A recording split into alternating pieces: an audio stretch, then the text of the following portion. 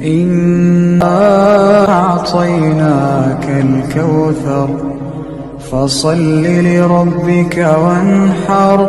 إن شانئك هو الأبتر. وحدہ والصلاة والسلام علی من لا نبی بعد اما بعد فاعوذ باللہ من الشیطان الرجیم بسم اللہ الرحمن الرحیم کنتم خیر امت اخرجت للناس تأمرون بالمعروف وتنہون عن المنکر وقال النبی صلی اللہ علیہ وسلم بلغوا انی ولو آیا او کما قال صلی اللہ علیہ وسلم۔ دعوت و تبلیغ کا کام اس امت کی ذمہ داری ہے جس ذمہ داری کو آج امت بھلا چکی ہے۔ باقی سارے کام، دکان ہے تو اس کی ذمہ داری، کسان ہے تو کھیتوں کی جانوروں کی ذمہ داری، باپ ہے تو گھر کی ذمہ داری، تو ساری ذمہ داریوں کو سمجھا ہوا ہے، لیکن جو ذمہ داری اللہ کی طرف سے تھی اس کو ذمہ داری کا احساس تک اندر سے ختم ہو گیا۔ حالانکہ رزق کا وعدہ تو اللہ کا ہے، نحن نرزقک والعاقبۃ للتقوی، کہ ہم رزق آپ کو دیں گے اور بہتر انجام تو پرہیزگاروں کا ہے، متقیوں کا ہے۔ تو اللہ قرآن میں فرما رہے ہیں کنتم خیر امت اخرجت للناس، تم بہترین امت ہو، تم لوگوں کے نفع رسانی کے لیے نکالے گئے ہو۔ حضرت سدی رحمۃ اللہ علیہ حضرت عمر کے پاس آئے اور آ کر عرض کی کہ امیر المومنین، اللہ نے ہمیں خیر امت کہہ دیا ہے، اب ہم دعوت کا کام کریں یا نہ کریں، ہم تو خیر امت میں شمار ہوگا ہمارا۔ تو حضرت عمر نے فرمایا کہ یہاں پر اللہ نے کنتم لگایا ہے، اور کنتم لگا کر اللہ یہ بتا رہے ہیں کہ جو خیر کا کام کرے گا، جو دعوت کا کام کرے گا،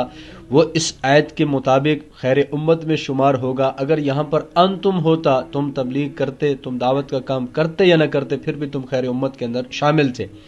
تو خیر کا کام، چاہے آپ خانقاہ میں بیٹھے ہیں، چاہے آپ درس و تدریس کر رہے ہیں، جہاد فی سبیل اللہ میں ہیں، اور یہاں بستر جو ہے پشت پر رکھ کر لوگوں کو دین کلمہ سکھانے کی محنت کوشش میں لگے ہوئے ہیں، یہ سارے کام دعوت کے اندر شمار کیے جاتے ہیں۔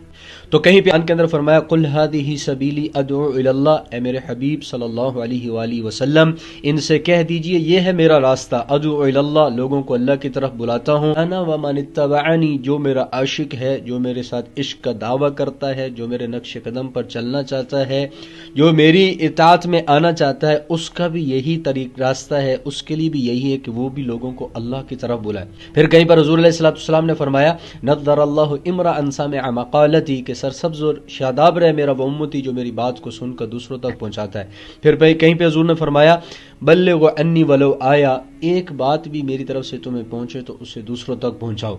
پھر سورۃ ملک کے اندر اللہ قرآن میں فرما رہے ہیں کلما القی فیہا فوج سألہم خزنتہا الم یأتکم نذیر، کہ جب بھی جہنمی کو ایسے جہنم کے اندر پھینکا جا رہا ہوگا تو یہاں پر موجود فرشتے ان سے پوچھیں گے کیا تمہارے پاس کوئی ڈرانے والا نہیں آیا تھا، کیا تمہیں کوئی جنت کے بارے میں بتانے والا، جہنم سے ڈرانے والا نہیں آیا تھا، کیا تمہیں آخرت کے بارے میں کوئی بتانے والا نہیں آیا تھا۔ تو آپ علیہ السلام تو